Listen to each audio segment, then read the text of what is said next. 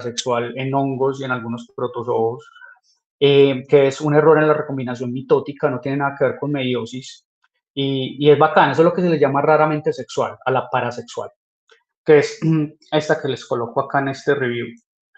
La otra es la típica, sabemos que muchos tienen formas de reproducción asexual, esto, o sea, son más clonales, digámoslo así, porque si una célula se está dividiendo y está generando descendencia.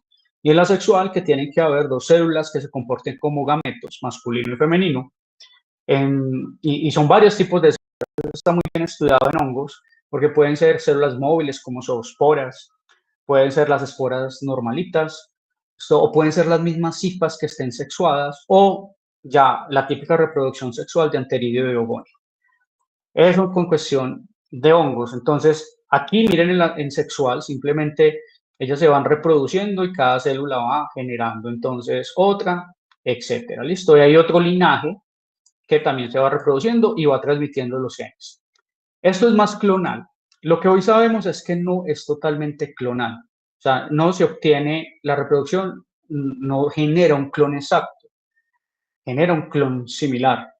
¿Por qué? Porque cada vez que se van reproduciendo hay mutaciones y también hay muerte y, bueno, y varias cosas. Entonces no son totalmente sexuales y como el linaje va avanzando y se van reproduciendo a medida del tiempo, ¿no? Pues obviamente van a haber cambios en ese linaje, como en casi todas las poblaciones de los organismos que estudiamos nosotros. La sexual, como les decía, entonces tiene que haber gametos y esos gametos pueden ser de diferente índole o diferentes tipos de estructuras. Y ellos se van reproduciendo y van generando entonces también descendencia. Y acá lo bacano es que ustedes saben es que se comparte material genético de las células parentales. Eso quiere decir que se recombinan, es más de recombinación y la variación puede ser mayor, ¿no? En cuestión cuando se van recombinando. Y por último sería la raramente sexual, es un tipo de error en la recombinación mitótica. Generalmente se da cuando, pues por lo menos la conozco bien en hongos, cuando hay dos hifas que son somáticas pero a la vez están sexuadas, ellas lo que hacen es un proceso en que se juntan las hifas y eso se llama anastomosis hifal. Y la anastomosis, es cierto, se comparten material genético citoplasmático entre sí. Entonces debe haber una compatibilidad como tal para que ellas se puedan transmitir material genético cuando hacen esta anastomosis. En algún momento, cuando ellas se están dividiendo, en la mitosis ocurre un error y eso genera variantes. Y eso es la raramente sexual. Entonces viene que microorganismos pueden dar muchas de ellas. Y la otra, principalmente, independientemente que se den estas tres, ¿no? Que ya es más, digamos, vía vertical, hay otra que se llama vía horizontal. Es DNA que viene de otro lado, ¿listo? O que necesita un vector para que se pase. Eso se llama transferencia horizontal de genes. Está súper bien estudiado en bacterias, pero en eucariotes también se puede ver. La transferencia horizontal, esta imagen, imagino que la habrán visto en otros cursos. ¿No? Se basa en tres procesos conocidos. El proceso de transformación, transducción y conjugación. Recuerden entonces que la transformación es simplemente que hay un donador, ¿vale? Tiene DNA cromosomal ese donador, pero se puede lisar o simplemente sale el ADN de ese donador. Realmente es por lisis. Y aquí hay un recipiente. Si la célula es competente, toma ese DNA y lo puede incorporar a su DNA cromosómico. Y también hay estudios de que puede ser también a su DNA plasmídico, pero es más frecuente el cromosómico. Eso se llama transformación y nos sirve a nosotros para hacer, de hecho, mutantes. Este tipo pues, de conceptos que ya lo aplicamos pues con tecnología. Bueno, aquí miren que viene el DNA de otro lado.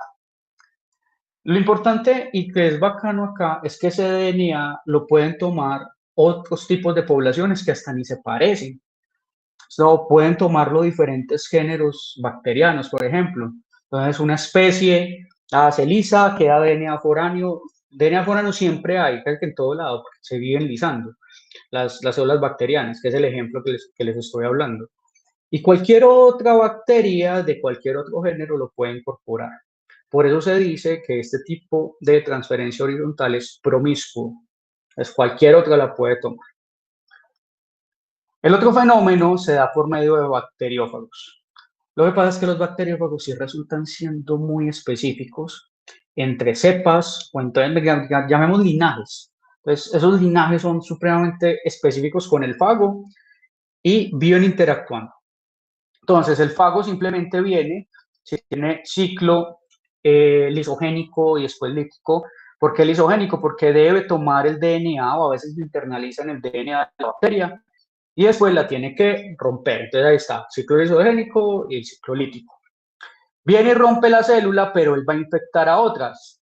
Cuando este ya ingresa al DNA, este DNA ya se puede incorporar acá en el ciclo lisogénico. Y de esa manera, esos fragmentos pueden dar otras características a esas células. Entonces, miren que las hacen también cambiar. Es otro mecanismo de cambio. Eso es lo que estoy diciendo.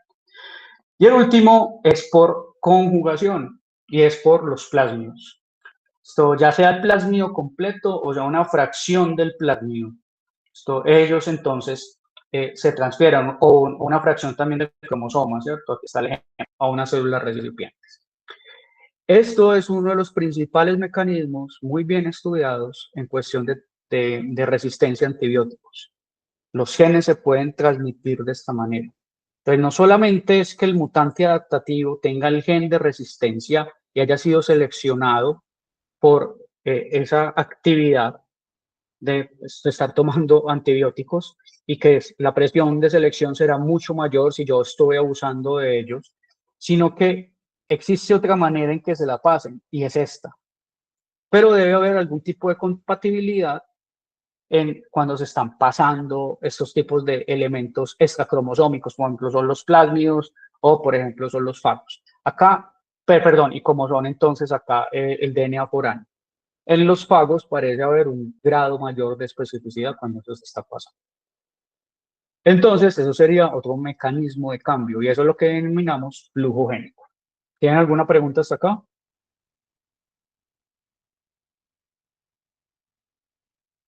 ¿Ninguna? No, profe. Listo, gracias por responder. Ahora, el flujo también se puede dar en eucarionte. Está muy bien estudiado también, vean este paper. Simplemente me muestra un árbol filogenético de diferentes tipos de organismos que pertenecen al dominio Eucaria. Y cada una de estas flechitas indica que algo pasó de esta terminal del árbol a esta otra terminal, todo pasando prácticamente a diferentes tipos de especies. Es conocido también que existe transgénesis a nivel de organismos macro y organismos micro. Por ejemplo, en los fagos, eso ayuda mucho a hacer transgénesis con bacterias. Nosotros mismos con bacterias estamos haciendo, las plantas también. O sea, es un juego, un flujo de genes que es bastante bacano y que hace que las poblaciones tengan una dinámica evolutiva muy particular. ¿Qué pasa acá? Lo que pasa es que los plastidios, como los cloroplastos y las mitocondrias, ustedes saben muy bien, por la teoría endosimbionte, eran bacterias. De hecho, hay varias hipótesis acerca de esto. Pues claro, estos tipos entonces de organelos pudieron haber entonces estar saltando de uno al otro y haber de cierta manera existido transgénesis o transferencia horizontal de genes entre ellos. Porque estos se comportan como bacterias. ¿No? Claro que yo no estoy hablando del organelo completo, estoy hablando del ADN de este tipo de organelos y que se van internalizando en cada uno de ellos. Así es que funciona, ¿cierto? Es el flujo de genes, no el flujo de organelas, que es un poco más complicado. Entonces, en eucariotes también se puede dar. Y por último, la quinta fuerza evolutiva, que algunos autores no la consideran como fuerza de cambio, pero que se estudia acá, se llama la plasticidad fenotípica. Es simplemente que un organismo puede estar cambiando bajo condiciones ambientales, pero eso no implica cambio de genotipo.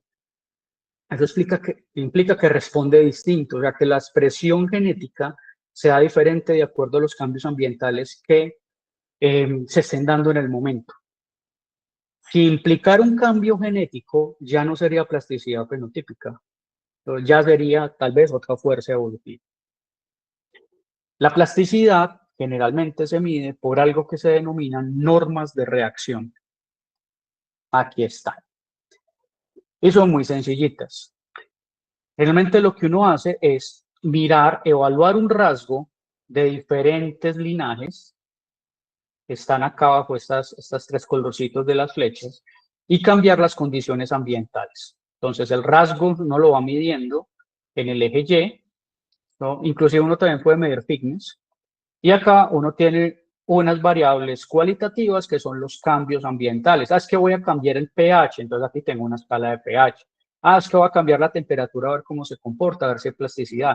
Es que voy a ver la sensibilidad a los antibióticos y voy a ver entonces ellos cómo se comportan.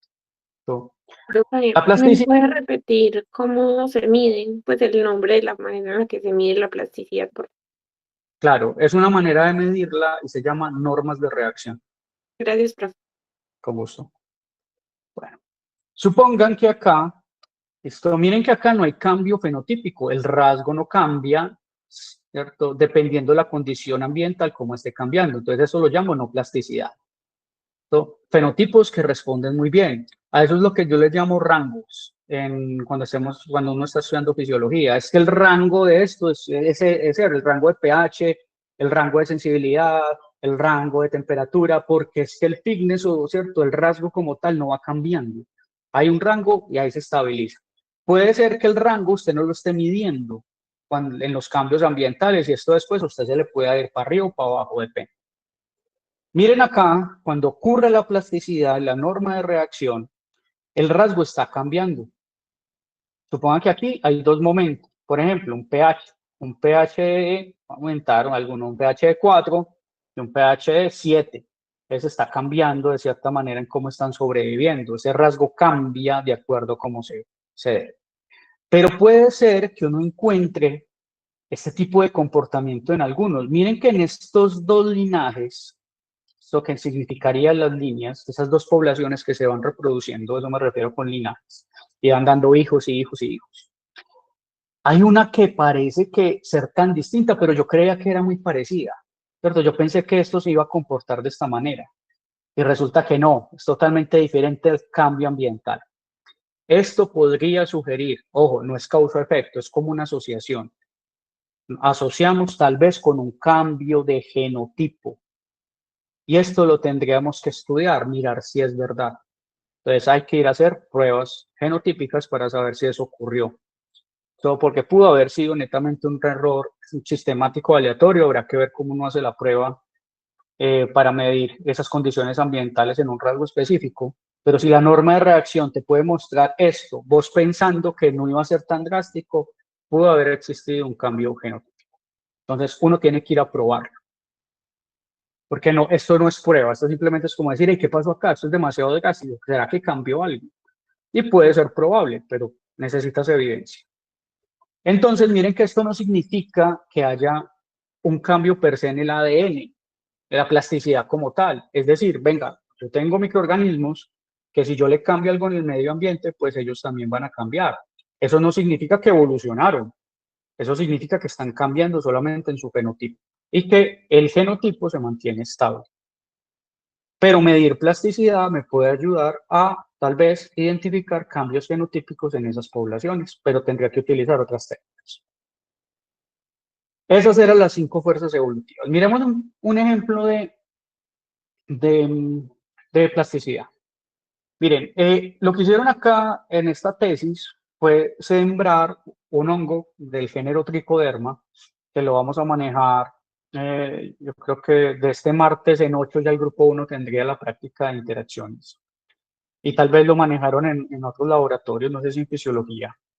Y lo que se hizo acá fue lo siguiente, o sea, se cogió medio PDA y se colocaba el inóculo del hongo en el centro, como un plug.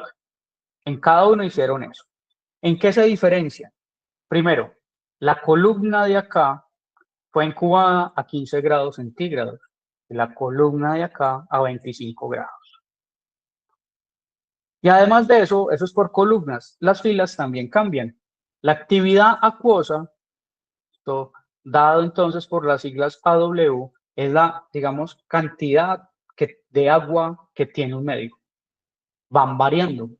Entonces, esta tiene menor cantidad de agua, esta fila de acá, esta fila tiene mayor, esta tiene 0.95, esta 0.98 y esta 0.995. Quiero que miren la diferencia. Entonces, yo no esperaría que acá hubiera cambio genotípico, pero sí ese linaje responde a diferentes variables ambientales. Entonces, responde a la temperatura. Miren la diferencia en las cepas. Y hay gente que dice que, ay, no, mutaron. No, no, no, no, no. A ver, ¿cuál es la evidencia de la mutación? ¿Cómo lo sabes? Ah, no, yo pienso porque los microorganismos mutan. No, sí, yo sé que mutan, pero ¿cuál es la evidencia? Entonces necesitamos evidencia para decir que mutaron. Primero. Lo segundo es, bueno, ¿cómo descartas que no sea netamente plasticidad? Miren entonces también cómo va cambiando si el contenido de agua es diferente en el medio. Si lo ven muy diferente.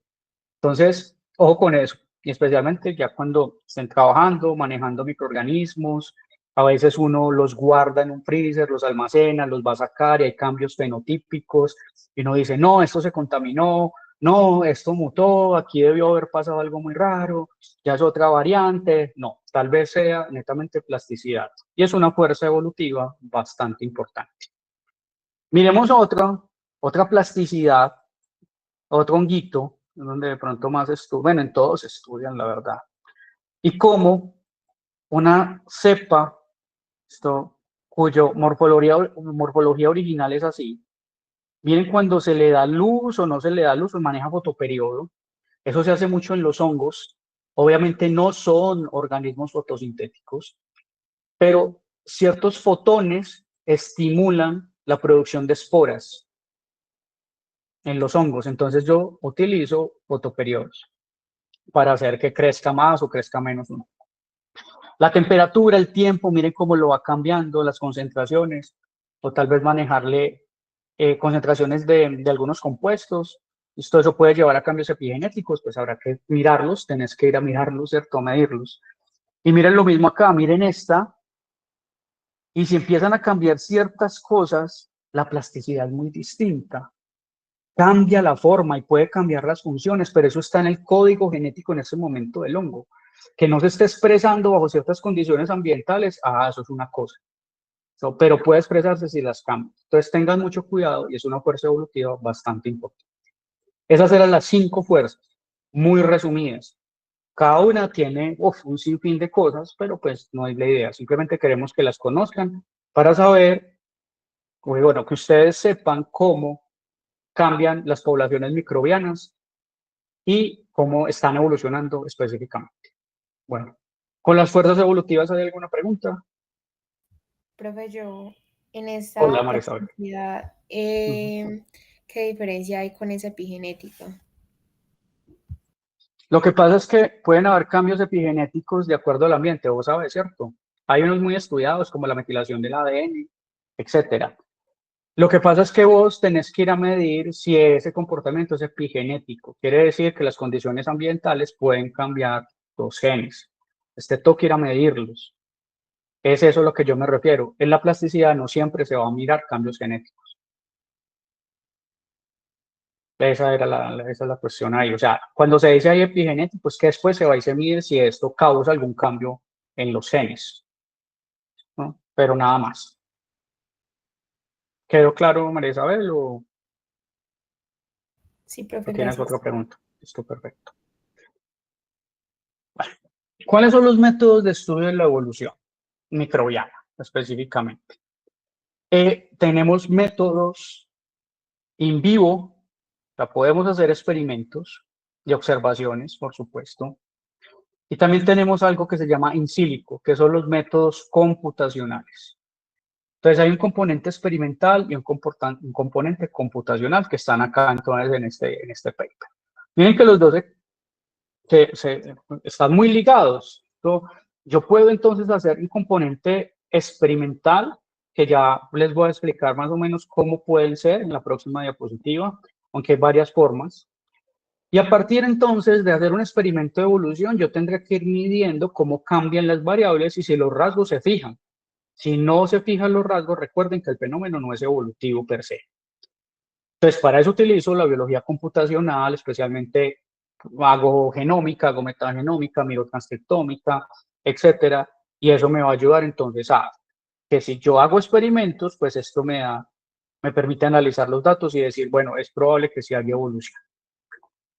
Uno de los más, vamos para esta figura, de los ensayos más frecuentes que hay en cuestión de evolución, específicamente de bacterias, pero puede haber evolución viral, evolución fúngica y de protozoos también, es entonces someter un factor de selección a una población conocida, homogénea, esto quiere decir a una cepa, a un linaje. En el tiempo, ese linaje irá cambiando y su fitness también, pero serán sometidos, de hecho, a la misma presión de selección en el tiempo. Ser sometidos al mismo antibiótico en el tiempo, a una concentración específica de un elemento, una molécula en un medio de cultivo, a unos metabolitos microbianos, etcétera. Todo lo que puede generar un factor de selección muy bien seleccionado, porque a veces uno no selecciona bien y montar experimentos de esos pueden ser difíciles. Me dirían a mí cómo el fitness, la capacidad reproductiva, de acuerdo a ese estímulo, que sería el factor de selección, va cambiando en el tiempo. Eso te permite a vos tener unos puntos de muestreos en el tiempo. Miren que aquí sacar una celulita de diferentes colores y tener un registro fósil que se va a congelar para que midas cómo se va dando en el tiempo ese cambio. Claro que después pasas a la parte genética. Esto mides también fenotipos, esto también se pueden medir. Lo miden entonces que hayan diferencias fenotípicas entre las variantes que vos crees que se generaron, pero también tienes que ir a medir cambios fenotípicos. Aquí es donde la biología computacional puede entrar. ¿Qué se hace generalmente, muchachos? Pues hay muchas técnicas computacionales, pero yo elijo un gen o cojo todo el genoma y empiezo a mirar los cambios en los nucleótidos. Si encuentro alguna variante, como por ejemplo en este alineamiento muy cortico, y encuentro que hay variación, yo estudio esa variación y miro si en el tiempo va cambiando más o se mantiene.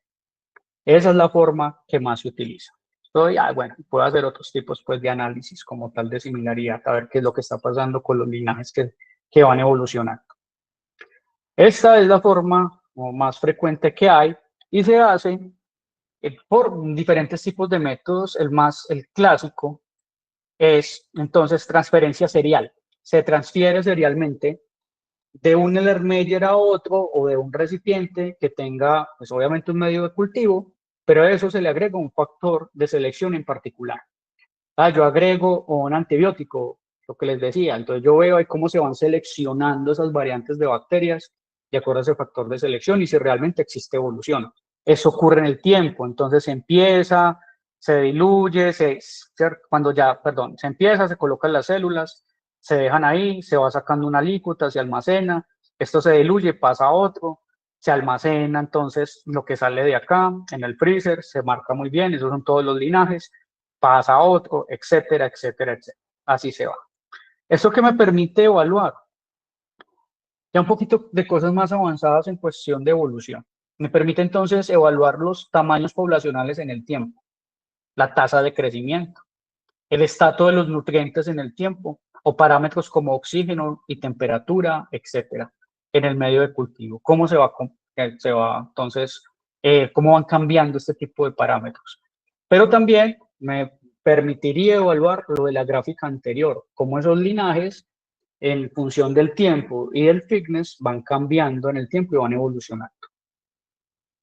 Y también hay otros, esto no aplica tanto pues para nosotros, pero el que se quiera dedicar también a cosas de bioreactores, pues también lo puede hacer, no hay ningún problema.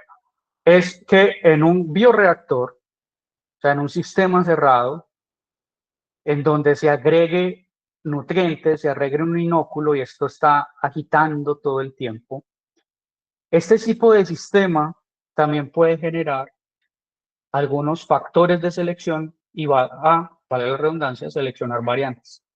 Ya también puedo medir lo que les acabo de decir. Vamos a otro sistema más complicado y este es el más entonces utilizado en toda la parte de evolución experimental, así se llama. Y dentro de esa evolución existe el experimento de evolución más largo del mundo, se llama el experimento de Lenz.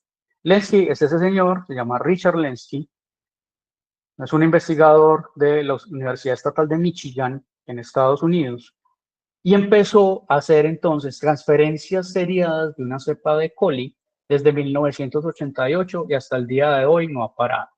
Algunos dirán mero desparche, no, pues puede ser que sí, pero a la vez logró algo que nadie más había logrado, ver cómo evolucionaba esto en tiempo real un linaje bacteriano que después se transformó en diferentes tipos de linajes y tuvo cambios a medida del tiempo, y esos cambios ya vamos a ver un videito para que lo noten.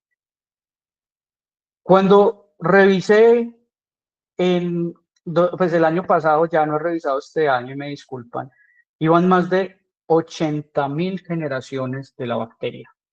Pero ojo pues, una cosa son transferencias y otra cosa son generaciones. El tiempo generacional a nivel microbiano es el tiempo en que se demora en dividirse una célula, ¿sí o qué? Y las transferencias es pasar de un Erlenmeyer a otro Erlenmeyer. Son dos cosas distintas. Entonces, lleva muchísimo, ¿cierto?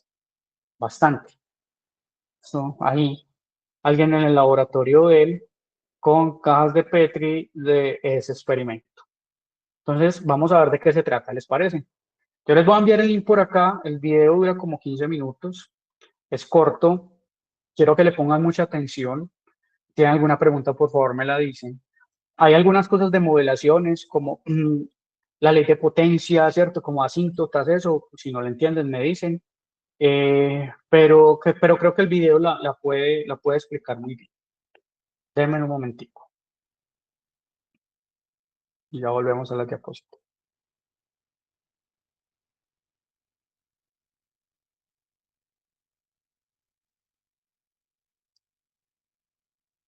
Bueno, lo voy a mandar por acá. Si no lo quiere ver, no lo quieren ver aquí conmigo, no lo ven en su celular o en su computador, donde estén. Y lo voy a colocar con el volumen de mi computador. Entonces, apenas empiece, por favor, alguno de ustedes me confirma si se escucha o no.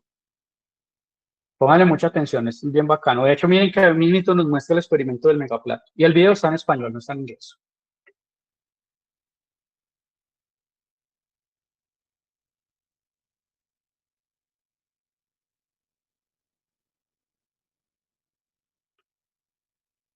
Estas son bacterias creciendo sobre ¿Lo escuchan? antibióticos cada vez más concentrados. Sí, Las pero bacterias dejan de crecer cuando alcanzan la primera franja. Estas son bacterias creciendo sobre antibióticos cada vez más concentrados. Las bacterias dejan de crecer cuando alcanzan la primera franja de antibióticos, pero luego una mutación aparece capaz de sobrevivir en el antibiótico. Luego ocurre otra mutación y la bacteria puede sobrevivir a 10 veces esa concentración.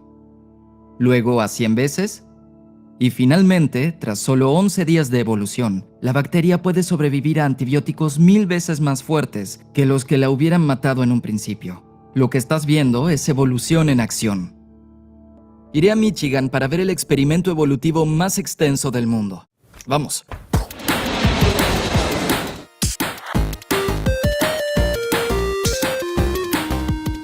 Él es Richard Lenski, quien comenzó este experimento hace 33 años.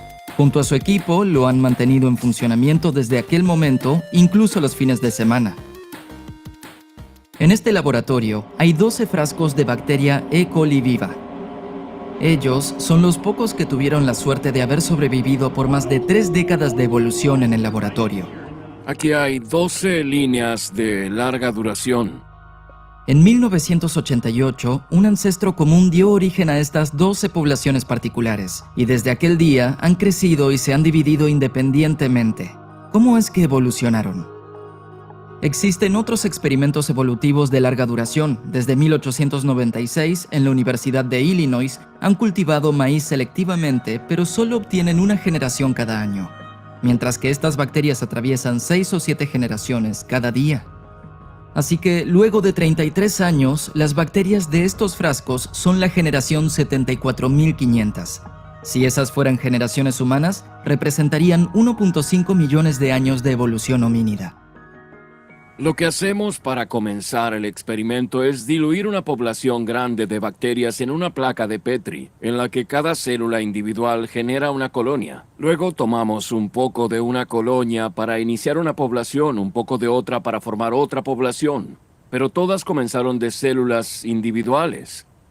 Eso es importante porque significa que si vemos que lo mismo sucede en las poblaciones replicadas, no es porque comenzaron a partir de las mismas variantes genéticas y la selección natural sencillamente eligió lo mismo una y otra vez. Sucedió que has obtenido mutaciones independientes que dieron lugar a estas ventajas competitivas con un factor que ha producido esta repetibilidad a través de estas 12 poblaciones replicadas.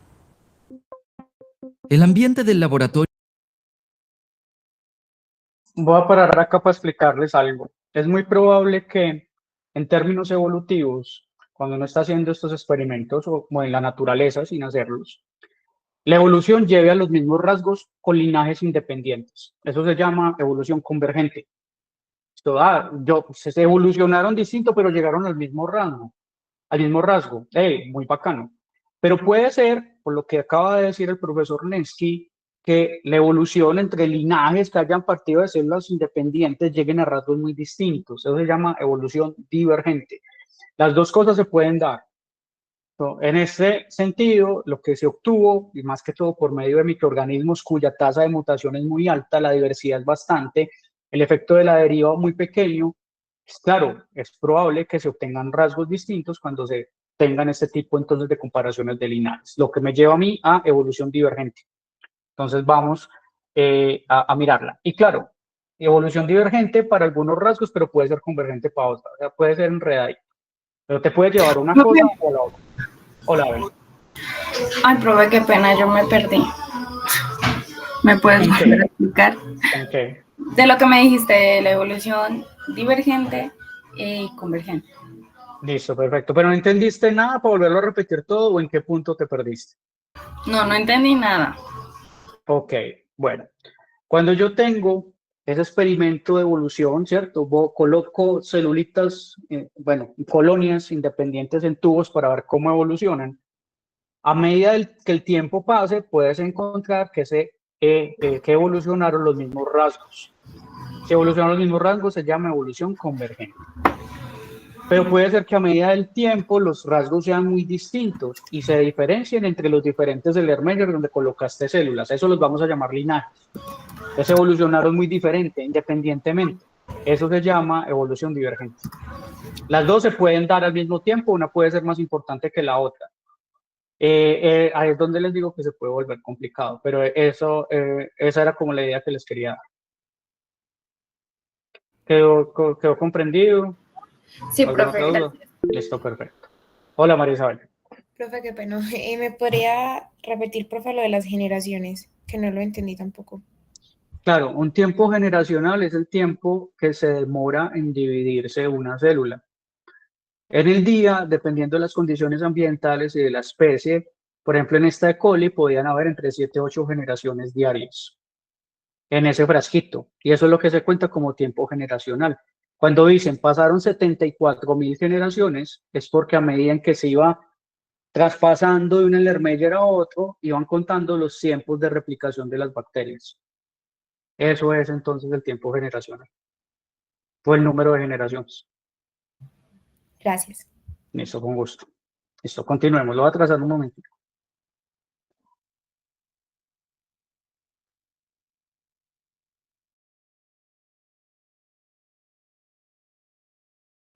No es porque comenzaron a partir de las mismas variantes genéticas y la selección natural sencillamente eligió lo mismo una y otra vez. Sucedió que has obtenido mutaciones independientes que dieron lugar a estas ventajas competitivas con un factor que ha producido esta repetibilidad a través de estas 12 poblaciones replicadas.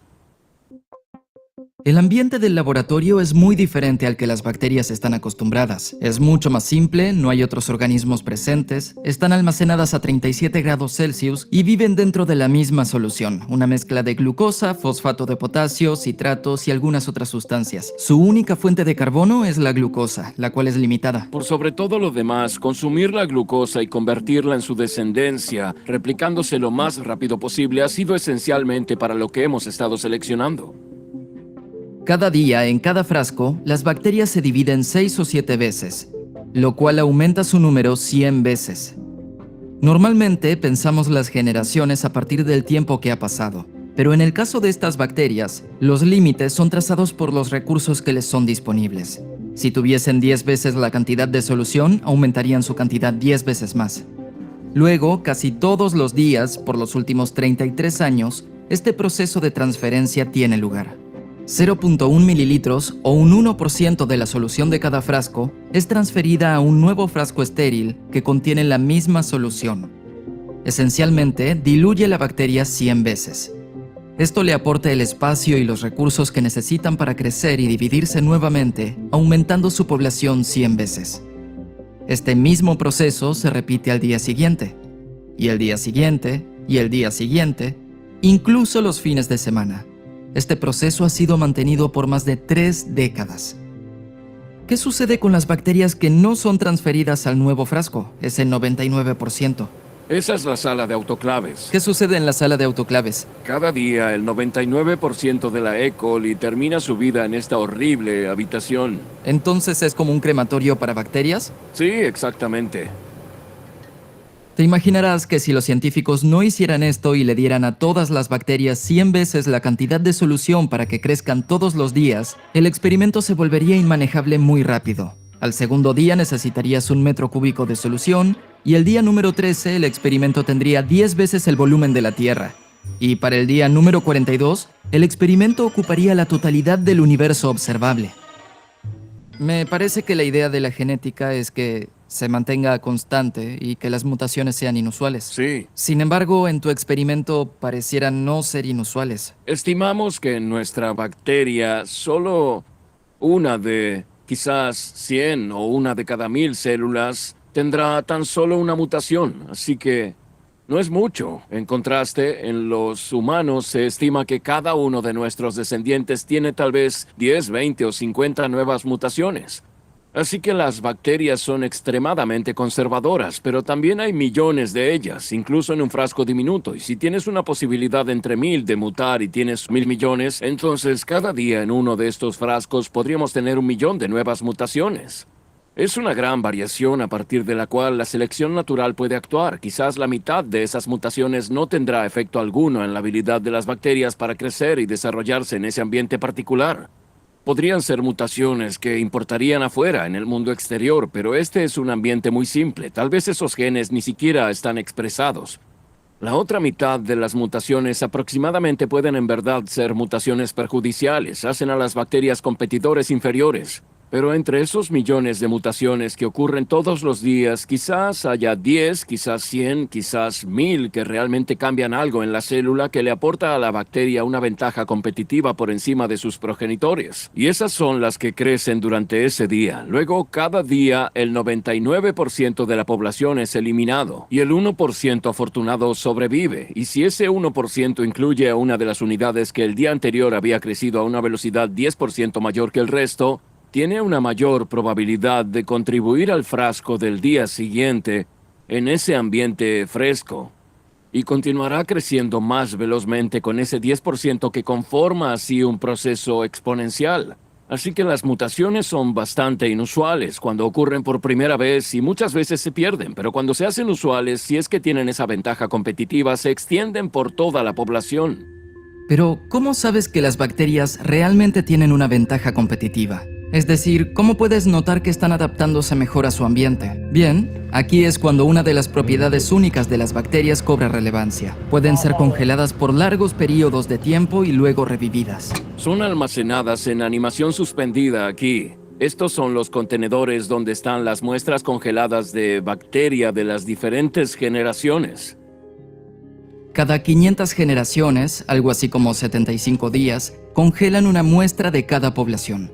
Al congelar previas generaciones, Lenski y su equipo tienen un archivo fósil congelado. Nuestras muestras de hace más de 30 años permanecen perfectamente viables. Eso nos da la habilidad de hacer lo que a mí me gusta llamar viajar en el tiempo. Literalmente podemos comparar organismos que vivieron en diferentes puntos en el tiempo. Podemos hacer competir a bacterias de la generación 70.000 contra sus ancestros. Así es. La manera en la que miden la adaptabilidad es haciendo competir a la actual generación de bacterias contra generaciones más viejas. Es como un extraño club de la pelea para bacterias.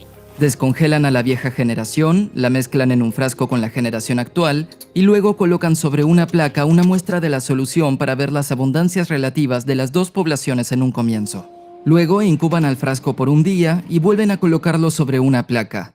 El objetivo es comparar sus ritmos relativos de crecimiento. ¿Qué generación utilizó mejor la glucosa y se dividió más rápido?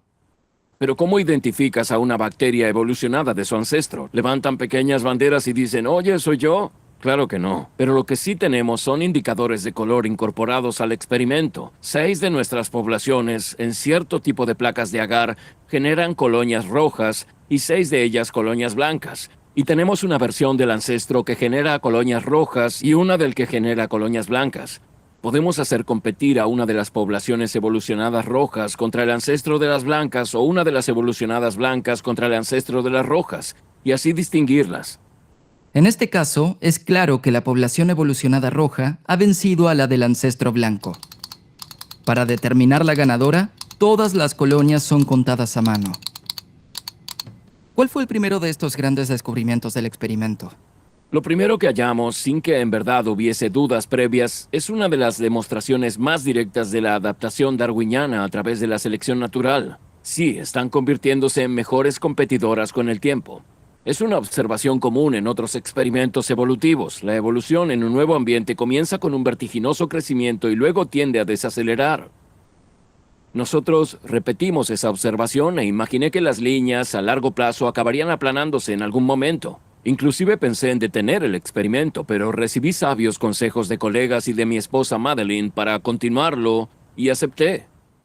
Y afortunadamente así fue, porque en el año 2003 las bacterias comenzaron a hacer algo extraordinario. Uno de los 12 linajes de pronto comenzó a consumir una segunda fuente de carbono, el citrato, que había estado presente en nuestras soluciones durante todo el experimento.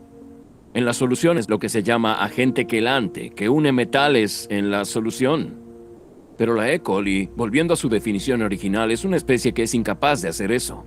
Pero un día notamos que uno de nuestros frascos presentaba más turbiedad. Pensé que tal vez teníamos algún contaminante dentro, que alguna bacteria capaz de consumir citrato se había filtrado en el frasco, y así había aumentado la turbiedad. Volvimos al congelador y reiniciamos la evolución, además de comenzar a evaluar esas bacterias para confirmar que eran E. coli. Sí lo eran. ¿Eran realmente E. coli que había provenido del linaje del ancestro inicial? Sí. Así comenzamos a experimentar genéticamente. Era claro que uno de los linajes de bacterias, como me gusta describirlo, había despertado un día, comido la glucosa y, a diferencia del resto de los linajes, había descubierto que había un delicioso postre cítrico. Y comenzaron a consumirlo, obteniendo una segunda fuente de carbono y energía.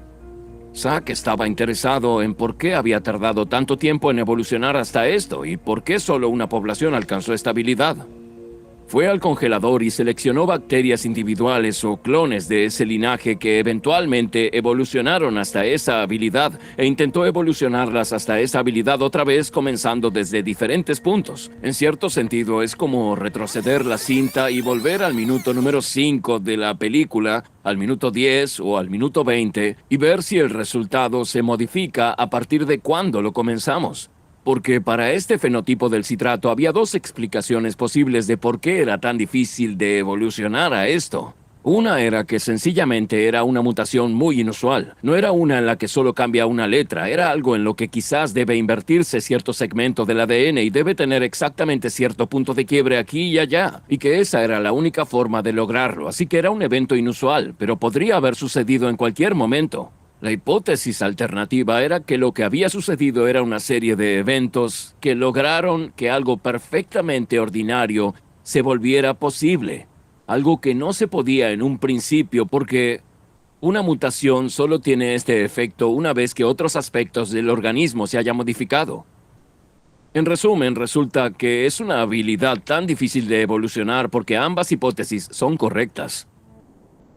El experimento reveló otros hallazgos sorprendentes. Por ejemplo, en vez de volverse la bacteria cada vez más numerosa con el tiempo, en verdad disminuía su cantidad. Pero cada bacteria individualmente se volvía más grande. 6 de cada 12 poblaciones evolucionaron la hipermutabilidad, mutaciones a un ritmo 100 veces más alto que sus ancestros. Pero estas poblaciones luego adquirieron mutaciones adicionales que disminuyeron el ritmo de mutaciones nuevamente. Es decir, es una ventaja poder evolucionar más rápido, pero si el ritmo de las mutaciones es demasiado alto, la descendencia tiene demasiadas mutaciones perjudiciales. Sin embargo, quizás el hallazgo más sorprendente es lo que no sucedió. Yo creía que la curva del proceso se estaba aplanando, pero resultó ser falso. Me había imaginado un modelo matemático muy simple. Puedes crear algo llamado hipérbola rectangular que tiene una subida inicial alta y luego alcanza una asíntota.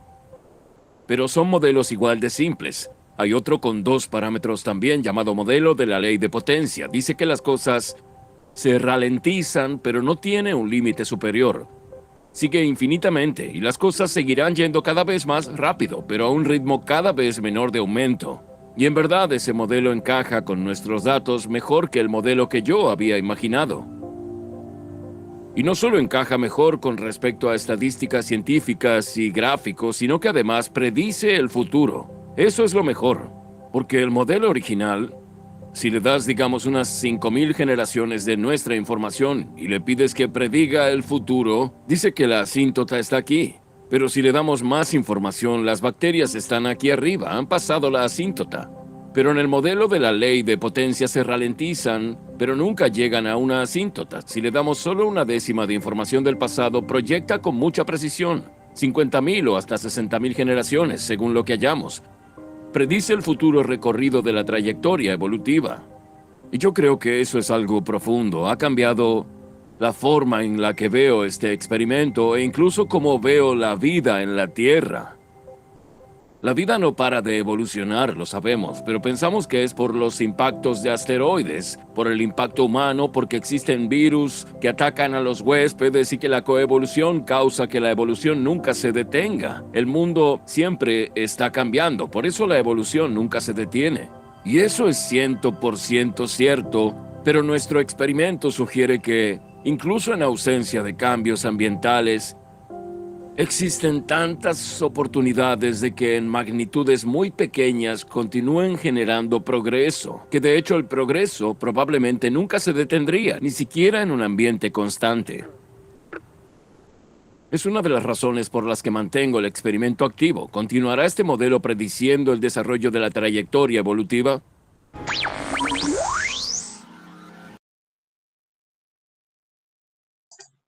Listo, muchachos.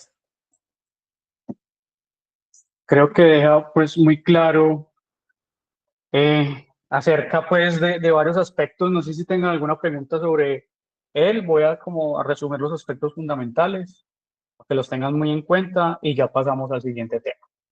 Terminamos como siempre, 5:30 pasadita. ¿Tienen alguna pregunta? Si quieren lo vuelven a ver. Sería muy bacano que lo volvieran a ver después de haber estudiado, porque se necesita como estudiar para entenderlo un poquito mejor. ¿Todo bien? Sí, profe. Listo. Bueno, primero, en ese experimento, y hay muchos más, créanme, yo de hecho también he conducido experimentos de evolución, pero con otra especie bacteriana, con otros propósitos, ya de biotecnología. Porque sí, se utiliza la evolución experimental para, de hecho, seleccionar mejores cepas que produzcan mejores metabolitos o más metabolitos, que sean mejores competidoras, que de hecho en alimentos se puede utilizar esta parte de evolución experimental para seleccionar esas cepas que producen un mejor queso o producen más etanol. Eso se hace mucho. Y a veces uno pues ni siquiera lo sabe. Entonces, primero, hay muchos experimentos. Este es el más importante de todos, dentro de toda la biología, ni siquiera dentro de la microbiología, es referente.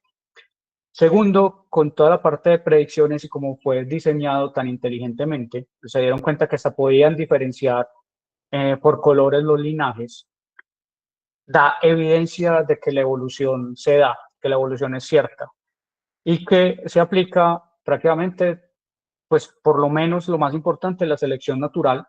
Miren que ellos la están seleccionando, o sea, es uno mismo, pero lo llaman selección natural, así uno haga eso, no hace parte de la naturaleza. Uno es el factor de selección, uno es el que está cogiendo un poquito de estas células para pasarlas a otras.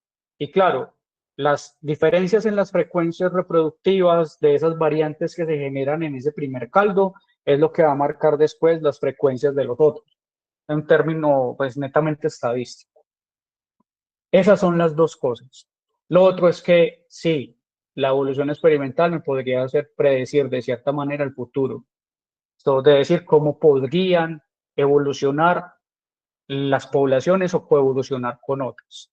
Por ejemplo, con bacteriófagos, hoy en día que se está utilizando, está de boom la terapia fágica, se utiliza evolución experimental, pero se llaman pruebas de coevolución. Y se hace que se enfrente el fago a la bacteria resistente a antibióticos para saber en qué momento se están generando variantes de esa bacteria. No sé si les han hablado de eso, ¿cierto? Llega el fago y en algún momento hay unos mecanismos, incluyendo el CRISPR, que hace que la bacteria se vuelva inmune a él. Eso puede pasar con cierto grado de, ¿no? ¿Cierto? Es muy fácil, porque no solamente está el CRISPR, hay otros tipos de mecanismos que ocurren ahí. Eso se llama guerra armamentística, porque el fago también evolucionará para infectar a la nueva variante. Bueno, como consecuencia, infectando la nueva variante, no evoluciona para eso. Muchachos, esos ensayos de coevolución que sean evolución experimental me sirven para saber cuándo esa bacteria, ese fago ya no le sirve. Tal vez yo lo tenga que cambiar o utilizar un pool de fagos. Eso se llaman cócteles. Entonces utilizo varios fagos con varios mecanismos, el cual sea mucho más difícil que ese factor de selección tenga tanto impacto que pues no se seleccionen todas las variantes para todos los tipos de fagos del cóctel. Entonces miren que utilizo también evolución para eso y evolución experimental. O sea que es importante. Tal vez no lo sabían, es la primera vez que ven esto, pero créanme que esto marca mucho la diferencia en aplicación de la microbiología, inclusive pues en la medicina. Bueno, ¿alguna pregunta? Profe, yo, pues quizás Hola, sea Salomé. boba, pues No, no porque hay no preguntas tiene que bobas, ver en hágale, sí pregunta, como confiada. con el video, sino que me generó como mucho impacto que el experimento se realizara sin utilizar guantes. ¿Por qué? Sí, ve, lo más seguro es que haya sido para el ejemplo del video, ¿sí me hago entender? Lo más seguro, estoy especulando, ¿no? Lo otro es, habrá que ver qué tan aséptico sea el ambiente. Yo, por ejemplo, si utilizaría una cámara de flujo laminar, utilizaría guantes. No es una cepa patogénica, pero lo haría. Yo especulo, Salomé, que lo hicieron para mostrar en el video cómo se hacía y que se hace en otro lado. Ya que lo hagan ahí, pues lastimosamente puede haber un alto grado, un alto valor de probabilidad de que se pueda contaminar con otra cosa. Entonces nos Ay, pasa en el laboratorio siempre, gracias. ¿cierto? Entonces Sí. yo no creo que haya sido, pero vaya uno a saber. Ah, bueno, profe, No, no, gracias. no. ¿Listo? Bueno, ¿alguna otra pregunta? Vamos a comenzar. Ah, bueno, quiero terminar con esto para que les queden las diapositivas. Ya les voy a mostrar en pantalla. Denme un minuto.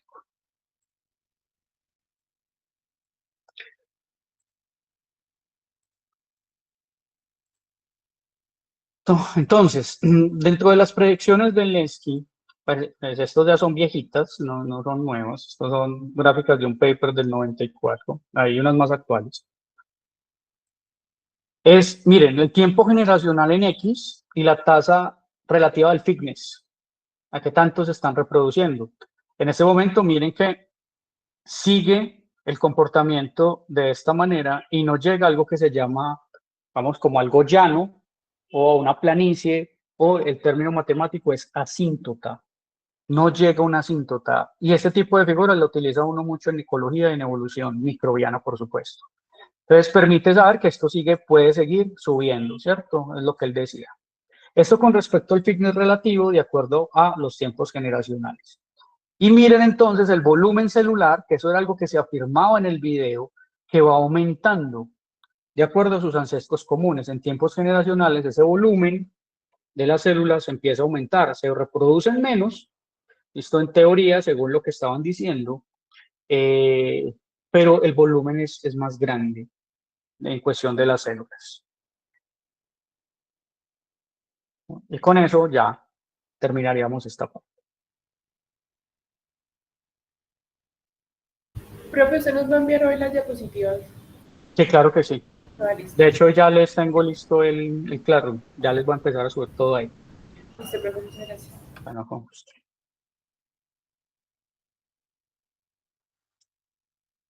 Y empecemos a conversar. Yo creo que conmigo están acabando el otro jueves la primera parte de la clase y ya la segunda empiezan con el profe Julián. Sí, todavía pues la parte de los contratos está lista. Yo les aviso. Pero ya conmigo terminarían, pues, yo creo que clase. Y ya siguen con el otro profe. Y nos seguimos viendo, obviamente. Vamos entonces a hablar acerca de clasificación. Ya hablamos de origen, cómo se origina, por qué hay tanta diversidad, hay tanta diversidad porque los microorganismos evolucionan y cómo evolucionan de diferentes maneras. Y ahora entonces esa diversidad que ya más o menos conozco cómo fue su origen, empezamos a hablar de cómo la clasificamos hoy en día.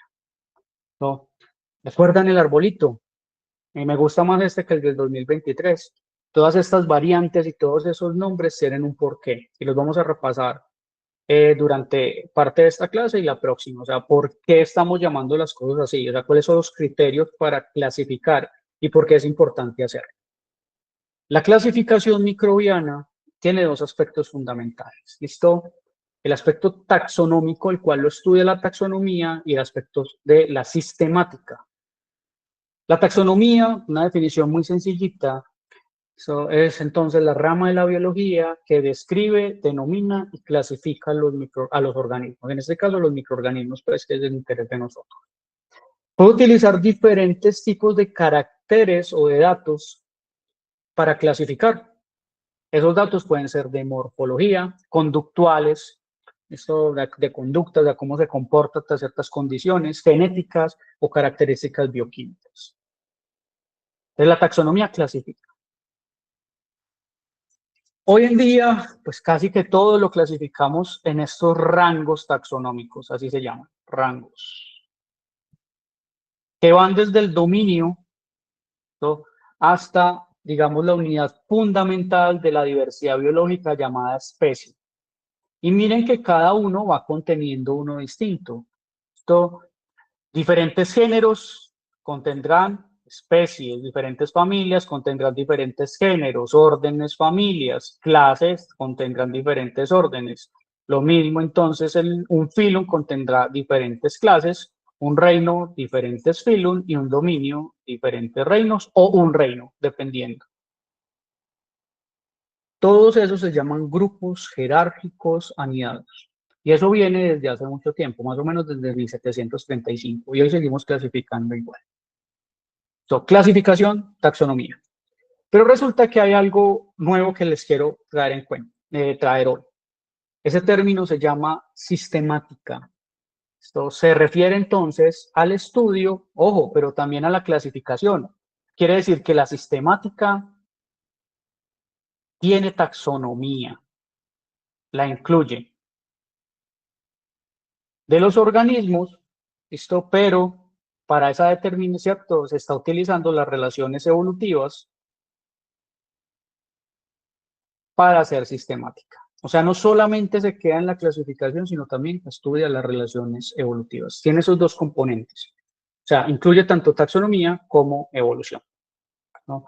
Entonces, lo que hace prácticamente, miren, esto es un arbolito, aquí está un linaje ancestral que se va diversificando, algunos se van extinguiendo, como por ejemplo este linaje de acá, y otros se van diversificando, y es llegar y decir y entender mediante la evolución, casi siempre en forma de árbol, estos grupos de acá, cómo cambiaron y cómo los voy a llamar. Eso es la sistemática, eso es lo que integra. Bueno. Tanto la taxonomía como la sistemática estudian la diversificación y las relaciones de los organismos vivos. Lo que pasa es que la sistemática se fija más en la evolución, en hipótesis evolutivas.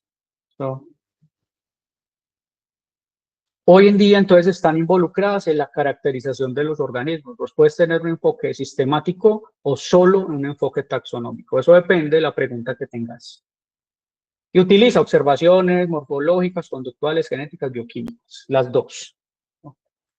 Taxonomía versus sistemática. Entonces vamos a ver cuáles son las diferencias entre ellas y en qué se parecen.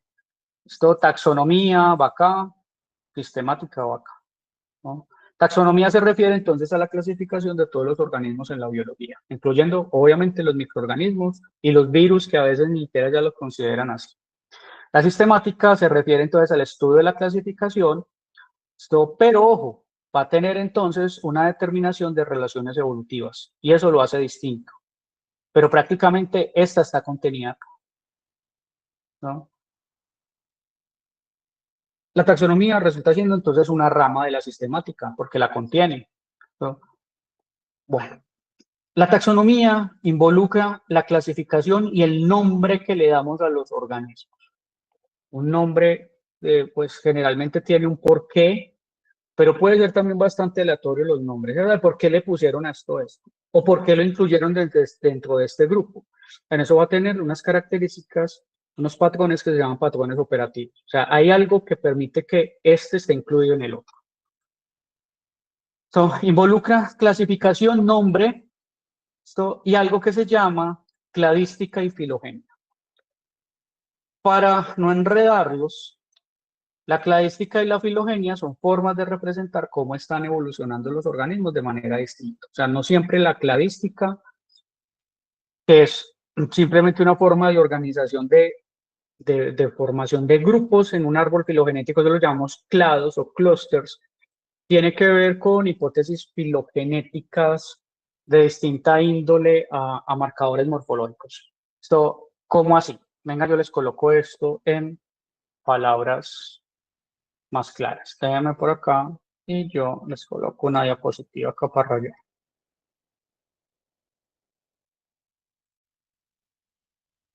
¿Están viendo la diapositiva en blanco? Sí, profe. Sí. Listo. Bueno, cuando yo voy a hacer filogenética, me voy a adelantar un poquito. O sea, cuando voy a estudiar las relaciones evolutivas de los microorganismos, yo la puedo hacer de diferentes maneras. Generalmente la filogenia se divide en 3 escuelas. La primera escuela, que es una escuela tanto matemática como filosófica, se llama la escuela cladística. Y en la cladística se utilizan caracteres prácticamente morfológicos, ¿no? La segunda se llama la escuela fenética, ¿no? Puede utilizar diferentes rasgos, pero más que todo se basa en matrices de similaridad, o sea, tiene ya un componente más estadístico. Matrices y similaridades compartidas. ¿Qué tan similares son? Y puede utilizar más de un rasgo. Y la tercera se llama filogenética estadística. La filogenética estadística utiliza modelos probabilísticos para recrear cómo evolucionaron los organismos. Entonces, se basa en modelos. En esa diapositiva, lo que están comparando, para no enredarlo, son 2 escuelas distintas. La escuela cladística, que es como la más clásica, pensada, que siempre es morfología, pero también se puede basar en otros rasgos. Ya depende cómo se haga, que eso sí ya es una parte pues matemática, que no voy a entrar a aburrirlos acá, ya nos varía el tiempo. Y la parte estadística, que es la parte que se conoce como esa filogenética. Eso es lo que quiere decir en esa diapositiva. Están comparando 2 escuelas de cómo hacer filogenética. Entonces, se pueden utilizar cualquiera. De hecho, no meten pues la fenética. Próximas clases les hablo un poquito más de ellos, ¿no? La taxonomía no se preocupa por reconstruir las historias evolutivas simplemente por clasificar, en cambio la otra sí, ¿no? Y generalmente la taxonomía, y se van a dar cuenta mucho en microbiología, que va cambiando con el tiempo. Ay, es que esto no se llamaba así, ahora se llama de otra manera. Es que esto tal cosa, no, ahora se llama de otra manera. Y a los microbiólogos nos encanta cambiar de nombre, ¿sabe? ¿Y a quiénes más? A los micólogos. En los micólogos sí que hay cambios. Con respecto a bacterias no tanto, virus más o menos, bueno, protozoos se mantiene mucho más estable, pero micología cambia muchísimo. Eso quiere decir que se utiliza una sigla al final de los nombres de las especies, se utiliza el SIN, sinónimo. Listo. Este nombre, esta especie era sinónima de esta especie, para que la gente no se pierda tanto porque viven cambiando. Entonces, pues obviamente uno está actualizado de los nombres que a uno le interesan. Bueno.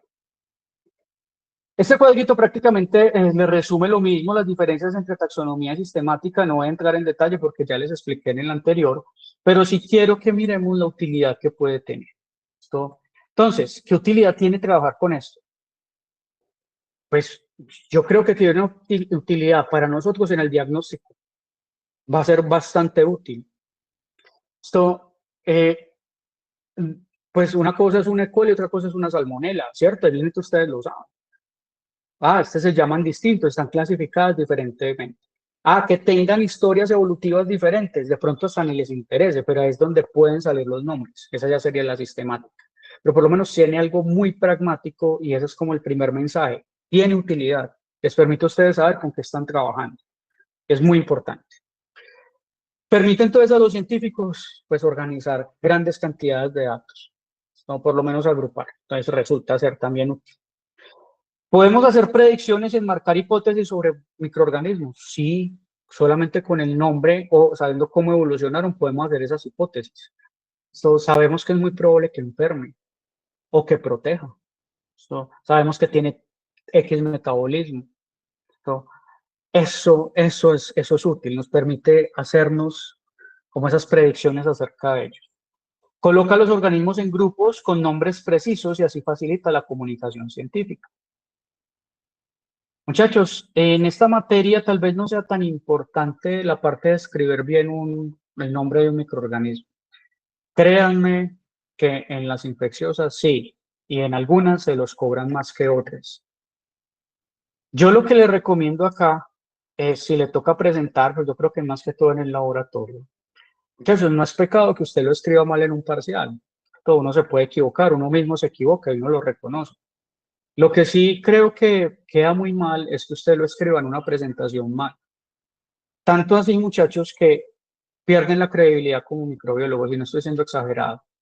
Que usted escriba mal el nombre de un microorganismo que está exponiendo y que otro microbiólogo se lo vea y piense y lo escribió mal, y lo siga escribiendo mal en todas las diapositivas, pues quedan como un zapato y la credibilidad se les va al piso. Los nombres en nuestra área tienen esa también utilidad. Por favor, por lo menos en las diapositivas, revísenlos siempre. Y en esta materia, por lo menos en la parte del laboratorio, cuando les toque hacer la última exposición, que es donde tienen que colocar nombres de microorganismos, recuerden, yo en un parcial se los paso, no tengo problema. Escriban lo más parecido que sea. Pero en una presentación yo no se los paso, de una les bajo. Y dentro de las rúbricas de evaluación está que les bajo por nombres científicos. Entonces tienen que saber escribir bien. Acá les repaso. Género y especie en cursiva. Epítopes, listo, o sea, después de subespecie y epítopes más finitos, generalmente viene la sigla y después viene la cursiva. Los rangos superiores, antes de cierto del género, no son cursivos. Cuando coloquen el género y después un SP, ¿saben qué quiere decir?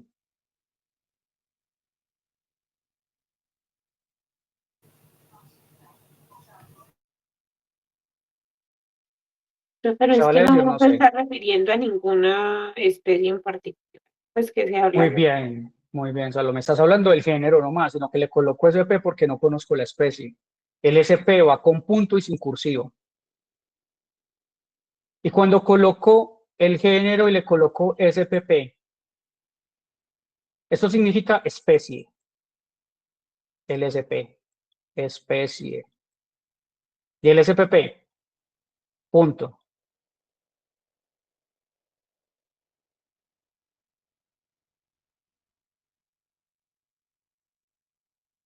Significa especies, en plural. Especies. Les estoy repasando, ¿saben por qué? Porque yo creo que esto se los enseñan en micro general, pero no se acuerdan y vienen acá y la embarran. Entonces es mejor repetirles, no hacer el prejuicio que se tienen que acordar, no vayan y estudien otra vez cómo se escriben los nombres científicos. Y esto es para referirme a varias especies dentro de un género que pues que no conozco el nombre de esas especies.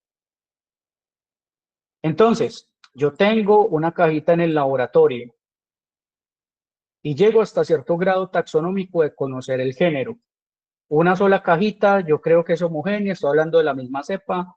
Esto puede ser una, disculpan acá, es que Cherry, esto, SP, es una cepa que yo no le sé la especie. Pero supongan que ustedes tienen varias cajas, varias cepas. Y esas cepas, usted no puede llegar a esta especie, pero sabe que son del género Escherichia. Entonces usted dice que está trabajando con Escherichia spp. Son especies de Escherichia que yo no conozco, perdón, son todas cepas pertenecientes al género Escherichia que yo no conozco la especie. Entonces lo utilizo. Y cuando yo les estoy diciendo que yo no lo leeré bien y queda como un zapato, yo no estoy exagerando. Créanme que eso es verdad. Uy, mira cómo escribió eso. No, pues si escribe mal un nombre de un microorganismo, ¿cómo le da lo otro? No en papaya. No en papaya, o sea, o mandamiento, ustedes lo saben. Si tienen la oportunidad de revisar, ir a Google o ir a una IA que le escriban bien, pues vaya, escríbalo bien, lo copian. Entonces, mucho cuidado con el nombre de los microorganismos. Especialmente ahora para presentaciones y más adelante se acordarán de mí que se los van a pedir. De conocer planos, ¿qué más? Y es esencial para la identificación precisa de estos organismos. Bueno, ¿cómo clasificamos entonces la vida en el planeta? La clasificamos siguiendo un concepto filosófico, no me voy a meter con más, no se preocupen, que se llama esencia. Esa doctrina se llama esencialismo. O sea, pensamos que hay una característica compartida por todas las cosas del mismo tipo y solamente por ellas. O sea, hay algo que comparten que lo hacen de un mismo ser. Esas cosas de un mismo tipo de cosas. Esa característica es necesaria, suficiente y exclusiva. Ese concepto viene entonces de la filosofía aristotélica. Está quien estudia lo que llama la metafísica, que habla de esencias, ¿no? Y cómo hoy lo seguimos utilizando. Quiero que miren esta figura antes de terminar nuestra clase. Hay diferentes formas y diferentes colores. Si las ven, ustedes cómo clasificarían estas figuras.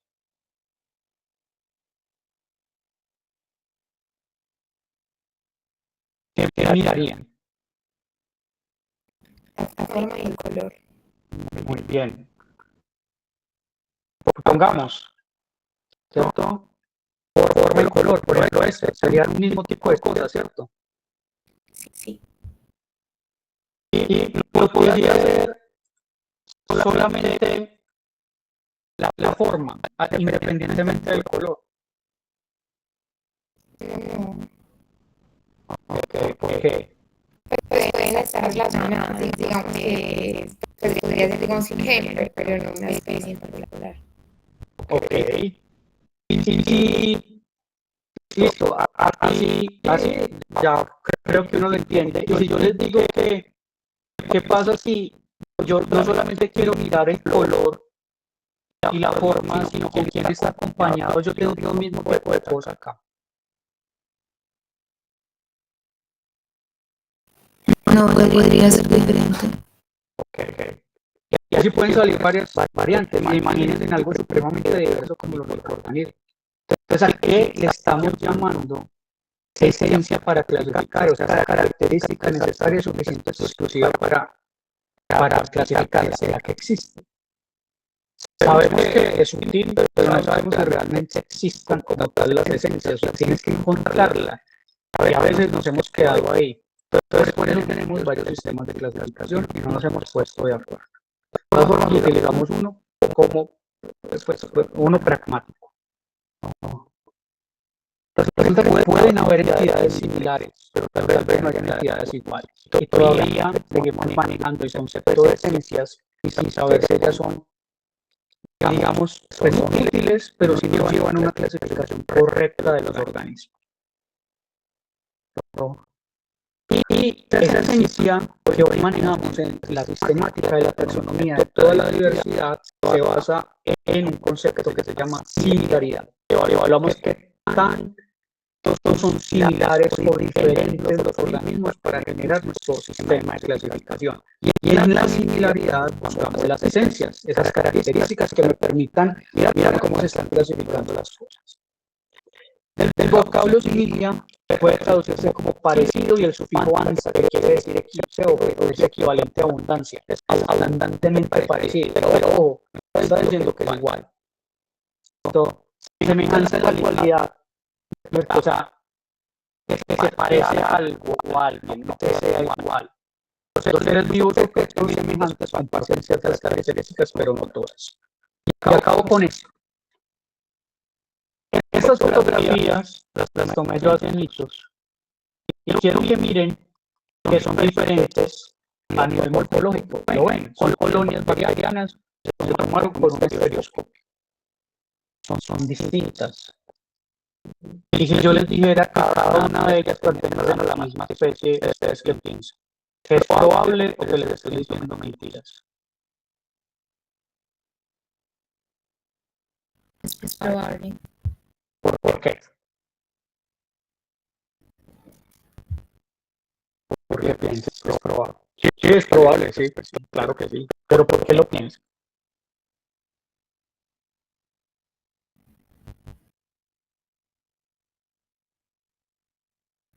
Pues yo he visto, por ejemplo, también E. colis que crecen como les da la gana, pero no sabemos. Está bien. Ok, y cuando crecen como les da la gana, lo vemos ahorita, ¿qué fuerza evolutiva puede ser? La Y plasticidad. en cambio, muy bien, puede ser que haya plasticidad. Claro que sí, eso ocurre todo el tiempo. También puede ser, pueden haber linajes distintos dentro de una misma especie, ¿cierto? Pueden ser linajes diferentes, o sea que puede haber cambio genético. O sea que eso es probable. Y de todas formas así, lo seguimos llamando igualito. Todas se llaman igual, pero todas pueden tener formas distintas y hacer cosas diferentes de la naturaleza. Y las seguimos llamando igual, porque pensamos que hay esencias. Hasta ahí les dejo la clase del día de hoy y continuamos el próximo martes. Desde acá, les dejo con esa duda. Esto está, muchachos. ¿Alguna pregunta? ¿Comentario? Recuerden bastante, nos vemos el martes grupo 2, laboratorio. Recuerden que la fuente de carbono, no se les digo, pueden llevar la que quieran. Lleven suelo suficiente, el poco uno, algunos se medio embalaron. Lleven suelo o lodo suficiente para montar la columna. Cualquier pregunta, por favor, al chat de email de la fuente institucional, que intentaré responder lo más rápido posible.